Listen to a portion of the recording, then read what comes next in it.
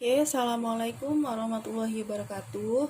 Nah, di sini saya akan menjelaskan beberapa reaksi yang terjadi pada suatu senyawa organologam. Nih, reaksinya organomagnesium halida.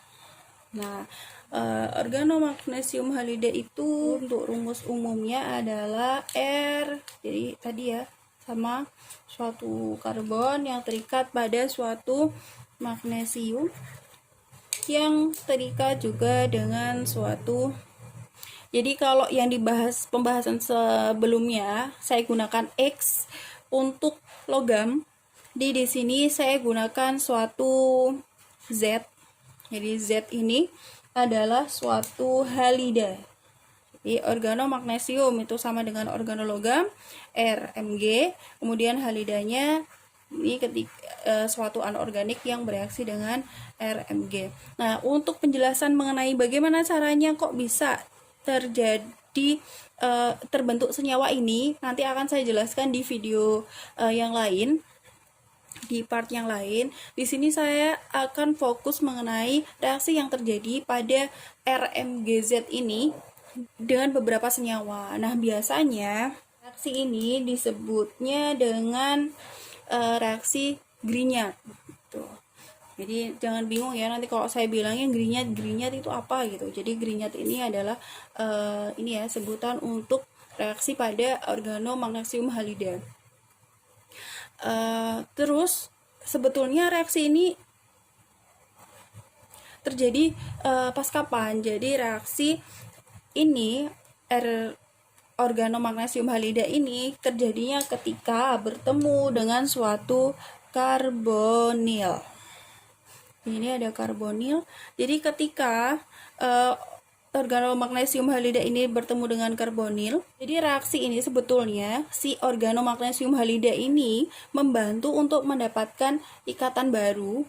Ya, ikatan yang terbentuk itu adalah ikatan C dengan C. Jadi nanti yang dihasilkan itu adalah ikatan C dengan C. Jadi organomagnesium halida ini hanya sebuah perantara saja. Nanti ketika bereaksi dengan suatu senyawa yang ada karbonilnya, dia akan membentuk ikatan C atau karbon dengan karbon ya. Suatu karbonil itu bisa berupa aldehid atau berupa keton. Masih ingat rumusnya aldehid atau keton? Seperti ini ya. Karbonilnya terikat pada hidrogen alkil. Kalau keton ini terikat pada 2 alkil.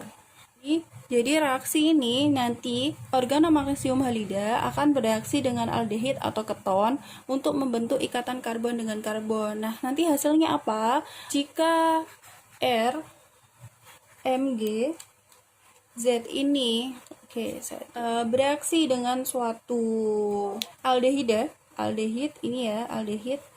Ini akan saya berikan aksen ya, R-nya, karena nanti akan terjadi penambahan reaksi ya. Saya akan memberikan aksen di aldehidnya agar kalian tidak bingung. Ini adalah suatu aldehid. Nah, ketika direaksikan dengan aldehid akan terbentuk suatu alkohol sekunder.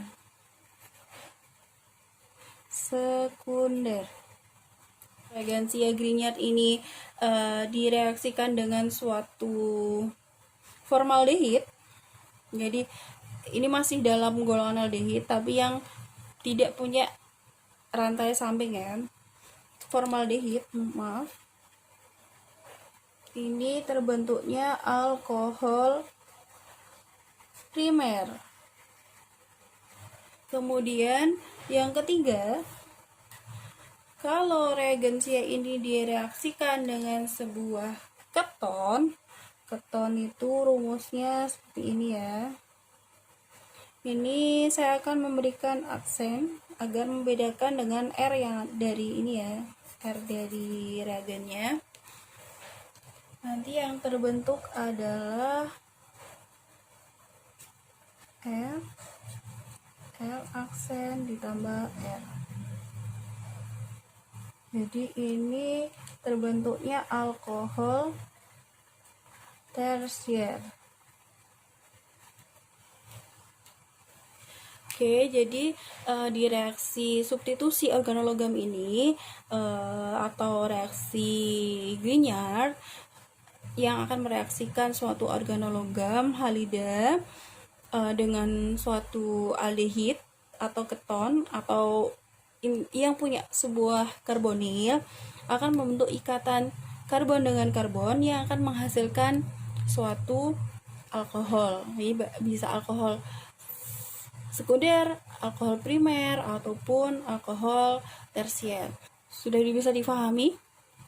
Setelah ini saya akan menjelaskan satu persatu bagaimana reaksinya, kenapa kok bisa dihasilkan sebuah produk alkohol dari reagen Grignard ini dengan suatu karbonil. Oke, saya mulai lagi. Saya akan mulai dari rumus umum. Rumus umumnya ini ada suatu keton. Nah, di sini ada suatu reagen Grignard Mg, kemudian ini ada suatu Z ya, halidanya tadi saya sebut sebagai Z. Kemudian karbon yang terikat pada suatu logam dan halida ini akan mendorong karbon. Jadi karbon ini kan kalau kalian tahu tangannya kan ada 4 ya, elektronnya karbon itu ada 4 dan semua elektronnya itu sudah terikat pada masing-masing atom yang lain ya. Dengan O ada 2, dengan alkil 1 dan alkil 2. Karbon pada reagen Grignard ini akan mendesak C untuk melakukan substitusi. Nah, karena elektronnya ini didorong ke arah dipaksa ya. Jadi karena C ini kan sudah berikatan dengan sudah habis tangannya, tidak memiliki tangan lagi, tapi R ini memaksa mendesak untuk berikatan dengan C. Jadi akhirnya C ini akan melepaskan salah satu tangannya. Nah, untuk proses ini karena O ini suatu senyawa yang elektronegatifnya tinggi, si O ini akan menarik elektron yang ada pada C. Jadi R ini mendorong C untuk berikatan, kemudian elektron yang ada di C itu akan terdorong ke O. Ketika terdorong ke O, di sini akan sedikit berbeda ya. Jadi yang awal mulanya itu karbonilnya ikatan rangkap, ini akan lepas satu ikatan tunggal. Ini berikatan dengan R aksen, ini juga R aksen, dan ini berikatan dengan R dari reagen Grignard. Di sini ketika direaksikan dengan air itu kan akan menghasilkan hidrogen positif. Hidrogen positifnya akan bereaksi dengan O yang bermuatan negatif sehingga menghasilkan suatu alkohol. Ini R, ini R, aksen. Jadi ini terbentuk suatu alkohol. Nah, ini alkoholnya termasuk alkohol tersier. Ini salah satu contohnya, nanti akan saya bahas satu-satu, dimulai dari bereaksi dengan keton, kemudian bereaksi ini yang saya bahas sudah bereaksi dengan keton ya. Nanti akan saya bahas bereaksi dengan aldehid dan dengan formaldehid. Kemudian yang kedua, bereaksi dengan suatu aldehid. Kemudian ini ada R, Mg, kemudian ini ada Z. Nah, R ini mendesak, sepertinya biru aja. R ini mendesak untuk berikatan pada C, seperti yang terjadi tadi. karena C didesak, akhirnya ikatan rangkapnya akan terlepas, mendorong ikatan ke arah O. Sehingga penjelasan masih sama seperti yang tadi ya, karena C ini hanya punya 4 tangan, jadi 4 elektron terluar. Ketika sudah berikatan semua, kemudian ada yang akan mensubstitusi lagi, jadi C ini harus melepaskan salah satu ikatannya. Nah, di sini yang dilepaskan adalah ikatan rangkap pada karbonilnya. Kenapa? Karena O ini adalah suatu atom yang punya elektron negatif besar, jadi bisa menarik elektron yang ada di C. Di sini akan terbentuk ini produk antaranya. Kemudian jadi reaksi ini berjalannya cepat ya. Ada air. Nah, air ini menghasilkan H2O.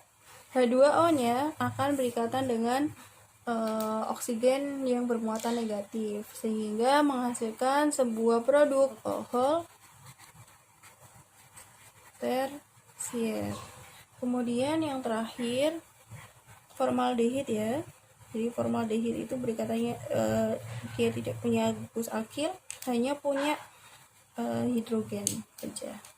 R akan mendesak pada C, jadi karbon ini akan terdesak, kemudian dia akan karena O ini punya elektronegativitasan tadi, O akan menarik elektron dari C. Yang karena O menarik elektron dari C, dia akan kelebihan elektron ya. Jadinya seperti ini. Nah, karena ada air, dia H plusnya akan bereaksi dengan O. Oke. OH, C. Ini berikatan dengan R dan ini dengan H. Jadi ini adalah alkohol primer. Oke.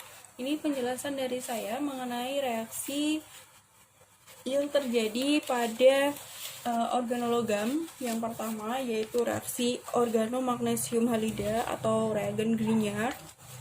Ini reaksi substitusi pada organologam yang pertama.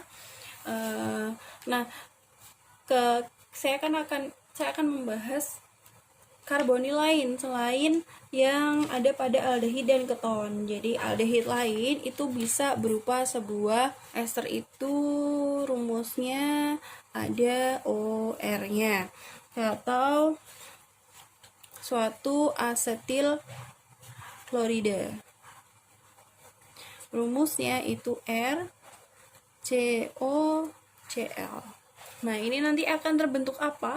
Sama, ini akan terbentuk sebuah alkohol. Substitusi organologam pada suatu ester. Nah, tadi sudah dibahas bahwa rumus umumnya adalah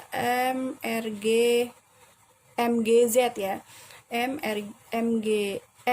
MgZ akan bereaksi dengan sebuah ester. Ini adalah suatu ester. Nah, ini akan dihasilkan apa?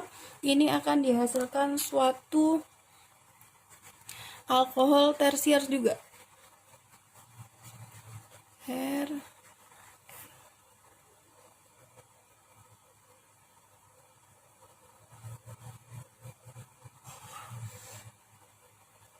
Ini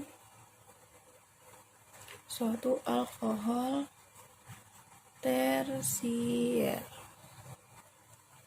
Berbedanya apa dengan yang tadi? Kalau yang tadi itu karena kalau kalian lihat ester ini kan ada ini ya, karbonilnya terikat dengan oksigen yang terikat pada karbon ya. Jadi ini ada OR, karena ada OR ini kan hasil akhirnya tidak ada oksigennya lagi. Jadi ini perlu suatu reagen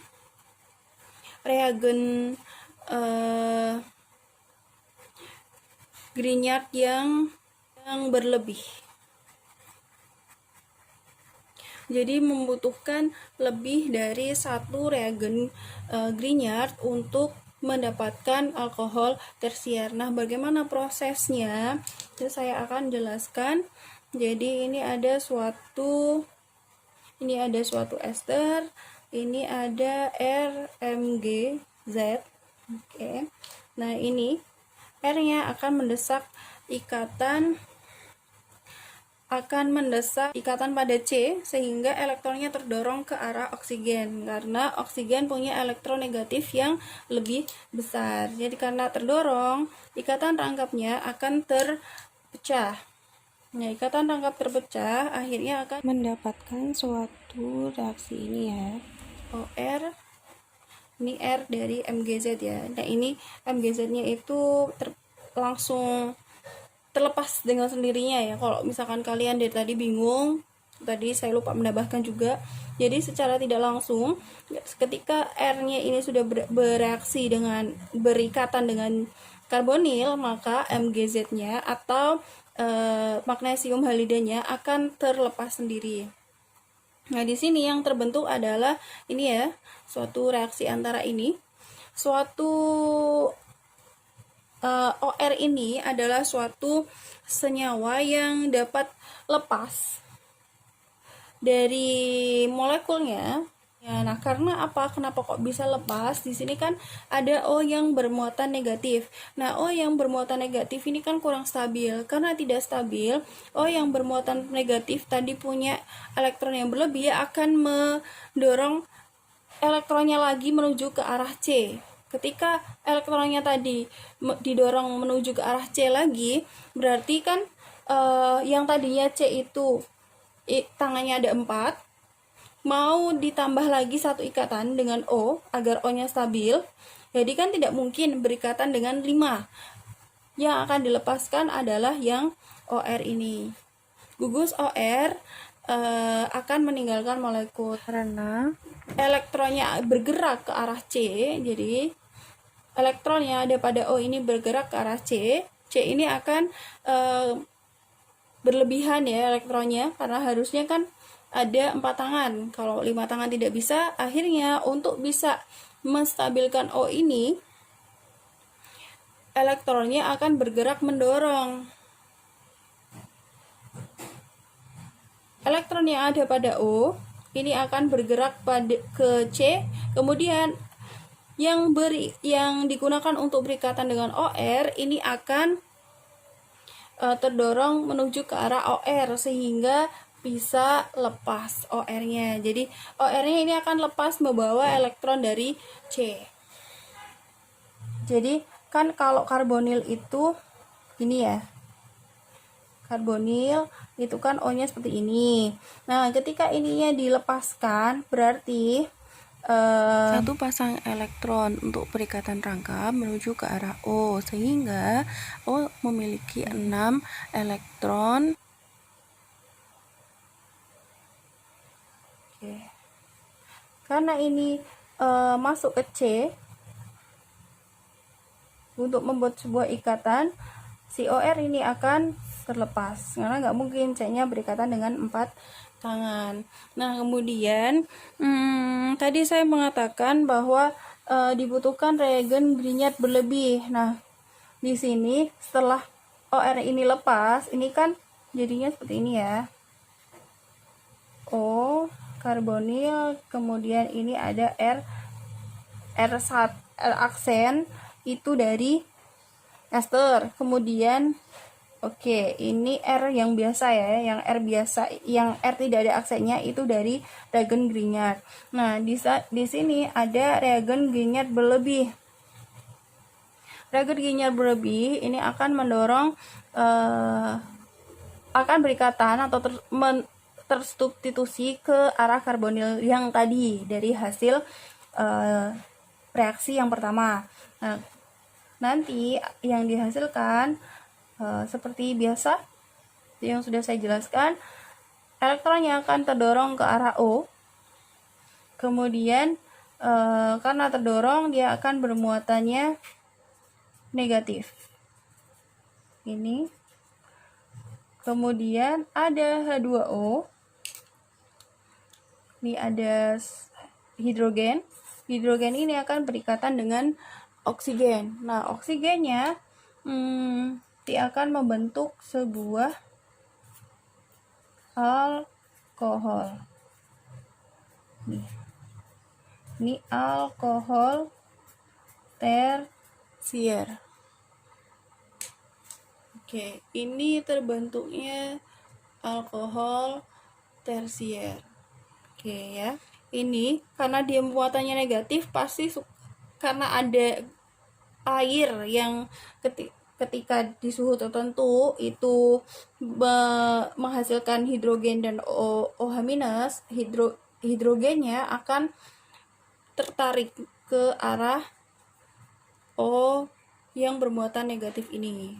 Nah, kenapa kok reaksi yang tadi ini kan berarti menghasilkan keton ya?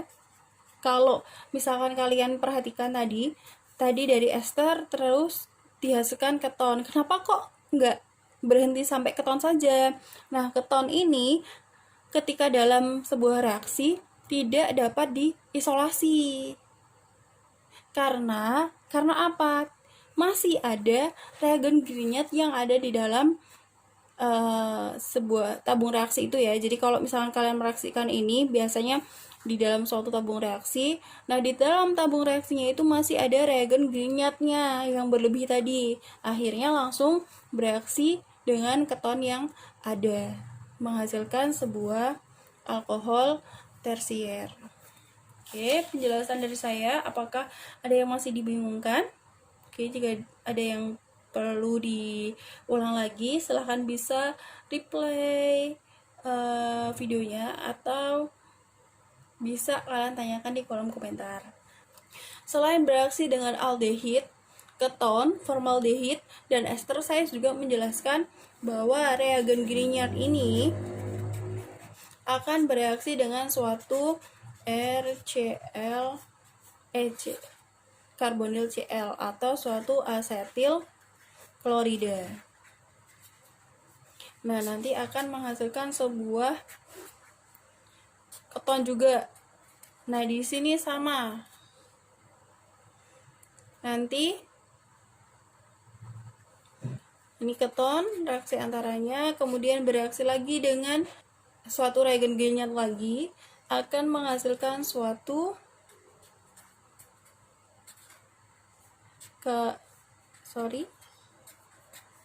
ini satu ya, tunggal, menghasilkan suatu alkohol tersier. Oke, jadi R atau reagen Grignard ini akan bereaksi dengan, saya tulis dulu, R asetil klorida. Reagennya akan tersubstitusi ke C sehingga akan mendorong elektron yang ada di C ke arah oksigen. Jadi nanti yang dihasilkan adalah oksigennya bermuatan negatif. Nah, satu berikatan dengan Cl. Nah, yang kalian tahu bahwa Cl ini adalah suatu living group yang baik. Suatu living group yang baik. Jadi di sini ada, karena O-nya ini belum stabil, dia akan mendorong elektronnya lagi bergerak menuju ke arah C.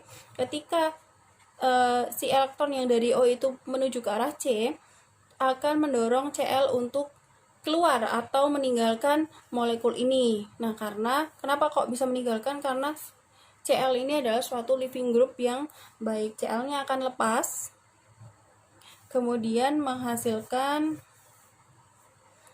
suatu ini ya, karbonil lagi, R. Dan ini dari sini C-nya itu, Cl-nya akan lepas. Cl-nya lepas membawa elektron.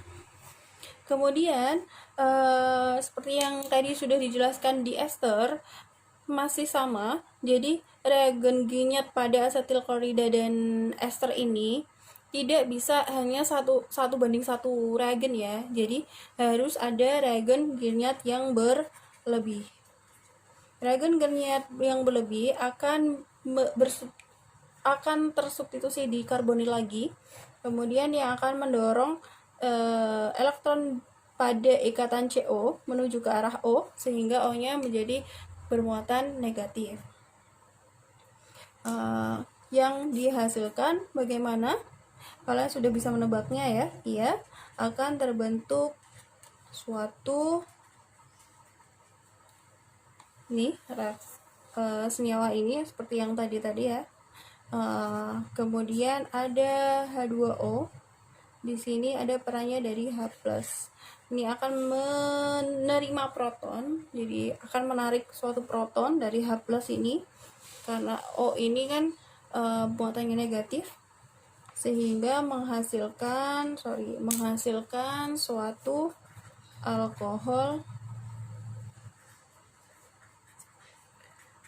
alkohol tersier. Nah, di sini kesimpulannya apa?